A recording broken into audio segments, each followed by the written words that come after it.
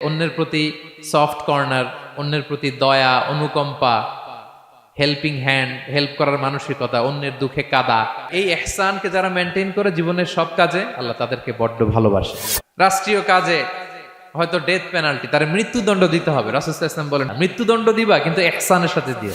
জবাই করার সময়ও ইহসান করো। সুবহানাল্লাহ। আমরা অনেক সময় ভুল করে ফেলি। আমরা গরু শোয়ানোর পরে এই রশি কোথায়, এই ছুরি কোথায়, এই কষাই কোথায়, এই যে 7 জনের নামে জবাই হবে এদের নাম কোথায়, গরুটাকে আমরা কষ্ট দিচ্ছি। রাসূল সাল্লাল্লাহু আলাইহি ওয়াসাল্লাম বলে না, মুমিনের প্রতিটি কাজে ইহসানের পরশ থাকে। আল্লাহ তাআলা অনেক শ্রেণীর ব্যক্তিকে ভালোবাসেন বলে তিনি ঘোষণা করেছেন। তিনি বলেছেন যে আমি তাদেরকে ভালোবাসি। এর মধ্যে 1 নাম্বার হচ্ছে আল মুহসিনুন। মুহসিনুন মানে হচ্ছে যে ইহসান করে, মানে অন্যের প্রতি অনুগ্রহ দেখায়, অনুগ্রহশীল, অন্যের প্রতি দয়াশীল, অনুগ্রহশীল। এই সমস্ত বান্দাদের আল্লাহ ভালোবাসেন। আল্লাহ বলেন ওয়া আনফিকু ফি সাবিলিল্লাহি ওয়া লা তুলকু বিআইদিকুম ইলা তাহলুকা ওয়া আহসিনু ইন্নাল্লাহা ইউহিব্বুল মুহসিনিন। তিনি বলেন যে তোমরা আল্লাহর রাস্তায় দান করো আর নিজেরা নিজেদেরকে ধ্বংসের মুখে ঠেলে দিও না, আর তোমরা ইহসান করো অন্যের প্রতি, কারণ ইন্নাল্লাহা ইউহিব্বুল মুহসিনিন, আল্লাহ তাআলা মুহসিনিনদের ভালোবাসেন, মানে যারা অন্যের প্রতি অনুগ্রহ দেখায়, অন্যের প্রতি দয়া পরবশ, তাদেরকে আল্লাহ ভালোবাসেন। সুবহানাল্লাহি ওয়া বিহামদিহি। তাহলে পেয়ে গেলাম, মিলায় নেন যে অন্যের প্রতি সফট কর্নার, অন্যের প্রতি দয়া, অনুকম্পা, হেল্পিং হ্যান্ড, হেল্প করার মানসিকতা, অন্যের দুঃখে কাদা, এই মাইন্ডসেট, এই মেন্টালিটি আমাদের আছে কিনা একটু মিলিয়ে নেন। না থাকলে রিমাইন্ডার হিসেবে নেন যে আমরাও যেন মুহসিনুনদের কাতারে শামিল হতে পারি। ইহসান এটা অনেক বড় তবকার একটা আমল। ইবাদতেও ইহসান লাগবে, ইবাদতের বাইরে সামাজিক কর্মকাণ্ড, রাষ্ট্রীয় কর্মকাণ্ড, সব কাজে আল্লাহ তাআলা এই ইহসানকে আবশ্যক করেছেন। অনুগ্রহ, অন্যদের প্রতি অনুগ্রহশীল হওয়া। ইবাদতে ইহসানটা কেমন? সাইয়েদনা জিবরাইল আলাইহিস সালাম রাসূল সাল্লাল্লাহু আলাইহি ওয়াসাল্লামকে জিজ্ঞেস করেছিলেন যে ইয়া রাসূলুল্লাহ ফাখবিরনি আনিল ইহসান, ইহসান আবার কি, আমাকে একটু বলেন। তো ইবাদতে ইহসানটা কেমন? রাসূল সাল্লাল্লাহু আলাইহি ওয়াসাল্লাম বললেন যে ইহসান হচ্ছে আন তা'বুদাল্লাহা কাআন্নাকা তারাহু ফাইন লাম তাকুন তারাহু ফাইন্নাহু ইয়ারাক। তুমি এমন ভাবে ইবাদত করবে, তুমি ভাববে যে তুমি আল্লাহকে দেখছো, তুমি আল্লাহকে দেখে দেখে ইবাদত করতেছো, এরকম ভাবো না একটু। আর এটা ভাবতে যদি কষ্ট হয়, অন্তত এতটুকু তো ভাবো যে আল্লাহ তোমায় দেখছেন। এতটুকু ভাবা যাবে না? আমরা যখন নামাজ পড়ি, আমাদের প্রত্যেকটা সালাতের মুহূর্তে আমাদের এটা ভাবতে হবে যে আল্লাহ তাআলা কিন্তু আমাকে দেখছেন।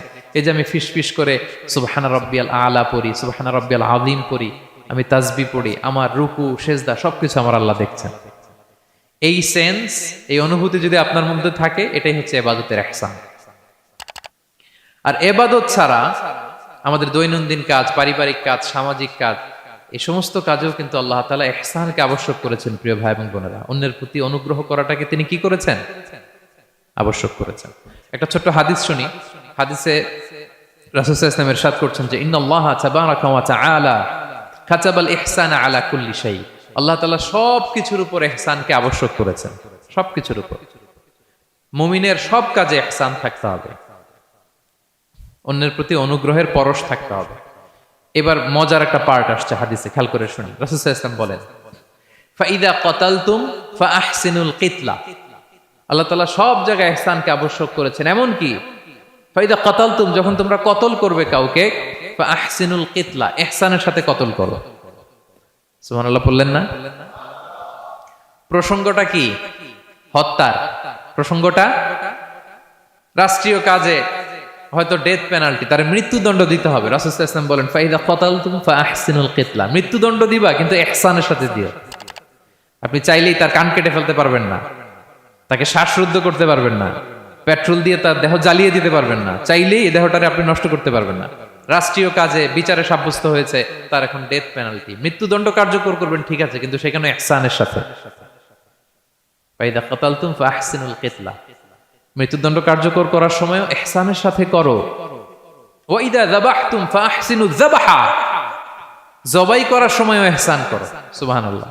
করতেছি জবাই, করতেছি কি, তো মেরে ফেলতেছি প্রাণীটাকে খাওয়ার জন্য, স্লটারিং, লিটারালি আমি ছুরি চালাচ্ছি ওর গলায়, ফিনকি দিয়ে রক্ত বেরোবে, এখনই মেরে ফেলতেছি। কিন্তু যা মনে চায় আপনি কোপাতে পারবেন? কুরবানির পশুকে কষ্ট দিতে পারবেন না। আমরা এই ভুলটা করি। রাসূল সাল্লাল্লাহু আলাইহি ওয়াসাল্লাম দেখেন আরো স্পেসিফিক করে বলছেন যে ওয়ালিউহিদ্দা আহাদুকুম শাফরাতাহু ওয়ালিউরিহ যাবিহাতাহু, তোমরা জবাইয়ের সময় তোমাদের ছুরিটাকে ধার করে নিও, যাতে করে প্রাণীটা কম কষ্ট পায়। সুবহানাল্লাহ। আমরা অনেক সময় ভুল করে ফেলি। আমরা গরু শোয়ানোর পরে এই রশি কোথায়, এই ছুরি কোথায়, এই কষাই কোথায়, এই যে 7 জনের নামে জবাই হবে এদের নাম কোথায়, গরুটাকে আমরা কষ্ট দিচ্ছি। রাসূল সাল্লাল্লাহু আলাইহি ওয়াসাল্লাম বলে না, মুমিনের প্রতিটি কাজে ইহসানের পরশ থাকে। তারা প্রাণী জবাই করবে ঠিকই খাওয়ার জন্য, কিন্তু এখানেও ইহসান করতে হবে, ঠিক কিনা? তারা মৃত্যুদণ্ড কার্যকর করবে, ডেথ পেনাল্টি রাষ্ট্রীয় আইনে, কিন্তু যেমন মনে চায় তেমন করা যাবে না। ওইখানেও ইহসান রাখার দরকার আছে না নাই?